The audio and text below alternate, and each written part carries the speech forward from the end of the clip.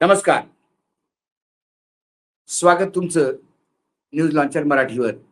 मी अशोक वानखडे. आज अमानजवळ एक तेल टँकर वर हल्ला झाला. तो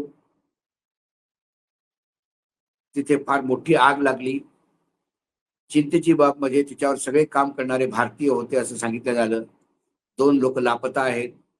बाकी लोकांना रेस्क्यू केलेलं आहे. काही लोकांना हॉस्पिटलमध्ये जखमी असल्यामुळे ॲडमिट केलेलं आहे. बऱ्याच ठिकाणी देशात आंदोलनं होत आहेत नीट परीक्षेला घेऊन. काही ठिकाणी पावसाचा थैमान, वादळाचा थैमान आहे. लोकं मरत आहेत. जवळ-जवळ सगळीकडेच हाहाकार आहे. परंतु देशाचे लाडके पंतप्रधान नरेंद्र मोदी यांनी 12 वर्ष पूर्ण केले पंतप्रधान होऊन आणि लगातार निवडून आलेले प्रधानमंत्री म्हणून जवाहरलाल नेहरूचेही रेकॉर्ड तोडलं आणि त्यांच्या पुढे पेक्षा 1 दिवस जास्त मी आता प्रधानमंत्री आहे, असं त्यांनी म्हणजे त्यांच्या नावाने घोषणा करत सगळी लोकं आता पूर्णपणे दिवसभर प्रधानमंत्री 3,900 4,399 दिवस लगातार पंतप्रधान होते. त्यांनी नेहरूचं रेकॉर्ड तोडलं असं बोललं जातं. मी तुम्हाला जरा आकडेवारी सांगतो. कोण किती काळ राहिलं देश स्वतंत्र झाल्यापासून. नरेंद्र मोदी हे 4,399 26 मई 2014 पासून तर 10 जून 2026 पर्यंत 4,399 दिवस निवडून आलेले पंतप्रधान म्हणून होते. जवाहरलाल नेहरूचा कुळ म्हणजे एकूण काळ पंतप्रधान पदाचा 6,131 दिवस होता. त्यातले 4,398 दिवस ते निवडून आलेले होते आणि 1,732 दिवस ते नियुक्त होते. म्हणजे 1947 ते 52 निवडणुका होईपर्यंत ते जे पंतप्रधान होते ते निवडून आलेले नव्हते असं आपण समजू. इंदिरा गांधीचा एकूण कार्यकाळ 5,831 दिवसाचा आहे. परंतु बिना गॅपचं निवडून येण्यात म्हणजे पंतप्रधान राहण्यात 4,078 दिवस होते त्यांचे. मनमोहन सिंग 3,656 दिवस राहिले. अटल बिहारी वाजपेयी 2,272 दिवस पंतप्रधान राहिले, परंतु 1,682 दिवस ते लगातार होते. आता जवाहरलाल नेहरूचं रेकॉर्ड तोडलं म्हणून सगळे त्यांना नेहरूपेक्षा मोठं म्हणायला गेले. परंतु जर माझ्याप्रमाणे तर ते नेहरूच्या कुठेच लागत नाही. जो भारत नेहरूंना मिळाला होता आणि जो मोदींना मिळाला त्यात जमीन आसमानचा फरक आहे. नेहरूंना भारत मिळाला तेव्हा इंग्रज सोडून देश चालून गेले होते. देशात सगळीकडे अराजकता होती. देशाची फाळणी झाली होती. जे तिकडनं हिंदू आले होते, मुसलमानांचे दंगे झाले होते, त्यांना शमण्यात त्यांचा बराच वेळ गेला. मग देश अक्षरशः बाहेरनं येणाऱ्या अन्नावर जगत होतो. त्यामुळे विकास कसा होईल त्यामुळे धरणं बांधण्यात आली त्यांच्या कार्यकाळात. IIT, IIM सारखी संस्थान आली, हॉस्पिटल्स आलीत. रेल्वेनी हळूहळू प्रगती करायला सुरू केली. रोड बनणं सुरू झाले. आणि मग जवाहरलाल नेहरू नी एक नवीन भारत म्हणजे स्पेस जे आज आपण मंगळयान वगैरे म्हणतो त्याचा पाया त्यांनी ठेवला. अशा बऱ्याचशा गोष्टी भारताला एक विकसित देश बनवण्याच्या दृष्टीने नेहरूंनी केला. त्यानंतर शास्त्रीजी आले, त्यांनी बरंचसं केलं. इंदिराजी आल्या, त्यांनी बरंच केलं. राजीव गांधी आले, त्यांनी बरंच केलं. त्याच्या अगोदर मधात मोरारजी देसाई आले, चरणसिंग आले. त्यांच्या काळात पण काही असं काही वाईट झालं नव्हतं. त्यानंतर चरणसिंग नंतर मग पुन्हा इंदिरा आल्या, राजीव आले. राजीव गांधीच्या मृत्यूनंतर राजीव गांधींनी कॉम्प्युटर आणले, जे आज आपण सॉफ्टवेअर इंजिनियर म्हणतो. आणि आपल्या सॉफ्टवेअर इंजिनियरचा सिलिकॉन व्हॅलीमध्ये जो डंका म्हणजे जो ध्वज वर झालेला आहे, आपण रूल करतो तिथे राज्य करतो, ते राजीव गांधीच्या दूरदृष्टीमुळे. त्यानंतर विश्वनाथ प्रताप सिंग आले, देवगौडा आले. त्यानंतर पुन्हा एक पंतप्रधान फार कमी दिवसासाठी आले. मग अटल बिहारी वाजपेयी आले. अटल बिहारी वाजपेयी नंतर नरसिंह राव आले. नरसिंह रावनी एक आर्थिक बदलाव केला अर्थनीतीमध्ये आणि त्याचे जे त्या आर्थिक बदलावचे जे शिल्पकार होते ते मनमोहन सिंग आणि त्यानंतर मनमोहन सिंग पुन्हा 10 वर्ष पंतप्रधान राहिले. त्यानंतर मोदी आले. पण मनमोहन सिंग पर्यंत सगळ्या सरकारांनी 54 लाख करोड देशावर कर्ज केलं होतं.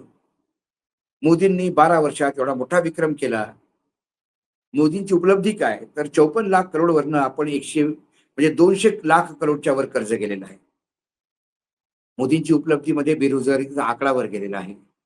मेद मोदींची उपलब्धी म्हणजे डॉलर कुठच्या कुठे पोहोचला, पेट्रोलचे भाव कुठच्या कुठे पोहोचले. मनमोहन सिंगच्या वेळेला क्रूड तेलाच्या किमती आतापेक्षाही भरपूर जास्त होत्या. पण त्यांनी पेट्रोलचे भाव वर जाऊ दिले नव्हते. शेतकऱ्यांना युरियासाठी लाईन लागावं लागत नव्हती. आता मोठमोठ्या लाईन लागाव्या लागतात युरियासाठी.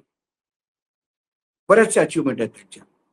370 काश्मीरमध्ये पण त्या काश्मीर राज्याचे तुकडे करून तिथे 2 युनिट टेरिटरी, एक अर्ध राज्य बनवलं.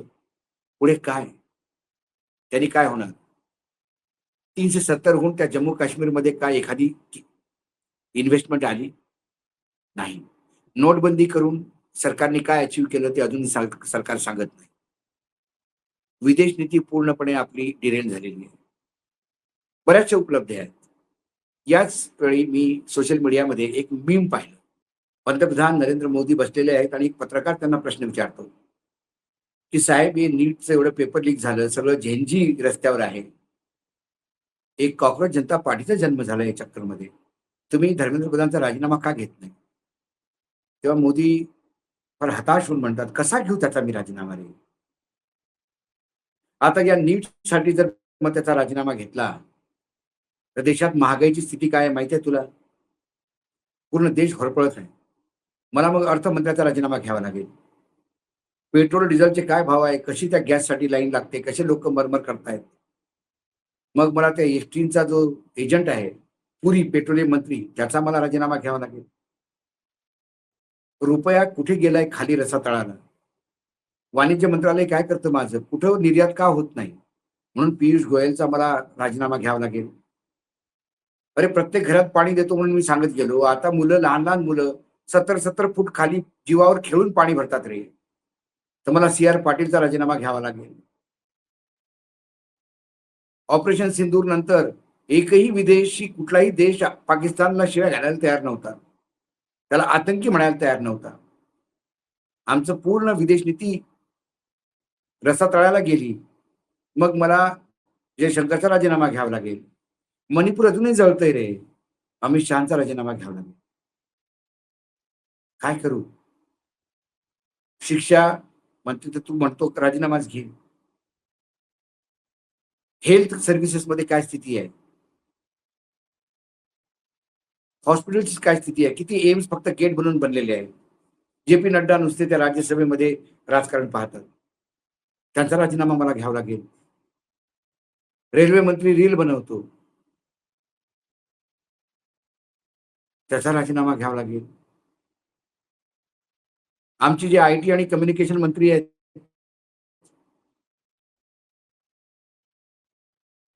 ज्योतिरादित्य सिंधिया, ते कांदा घेऊन उन्हाळ्यात कसं कांदा पॉकेटमध्ये ठेवायचा की आपल्या काखीत ठेवायचा ते सांगत फिरतात. काय स्थिती आहे? कुठलं सेक्टर आहे रे जे काम करतंय ज्याचा राजीनामा मी घेऊ नये? सगळ्यांचेच राजीनामे घ्यावे लागतील आणि मी स्वतः सगळ्या जगात फिरतो.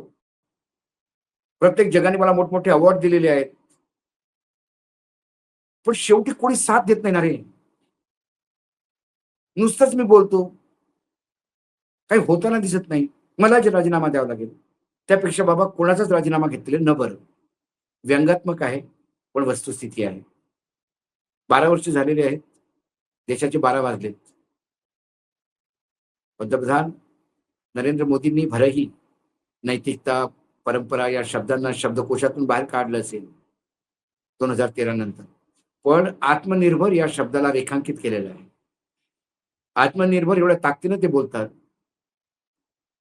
आत्मनिर्भर व्हा, म्हणजे माझ्या भरोश्यावर राहू नका. कसे का असं ना ते आमचे पंतप्रधान आहे. त्यांचं आयुष्य उदंड लाभो त्यांना, त्यांचं स्वास्थ्य ठीक राहो. पण जसं ते सूट घालून फिरतात तसं देशाला सुद्धा व्यवस्थित करा ही त्यांना एक विनंती. आज न्यूज लॉन्चर मराठीमध्ये एवढंच. पुन्हा येतो काही विषयासोबत. तोपर्यंत नमस्कार. पाहत रहा न्यूज लॉन्चर मराठी.